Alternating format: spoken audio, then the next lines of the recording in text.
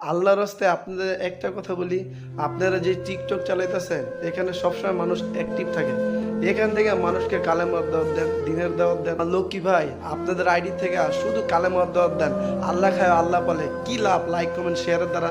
এই like comment শেয়ারের দ্বারা এই যে আল্লাহর মসজিদগুলো ভরবে না। দেখেন নামাজের সময় 1:30 বেজে যেতেছে কিন্তু একটা লোক নাই একমাত্র লাইক কমেন্ট চাওয়ার জন্য।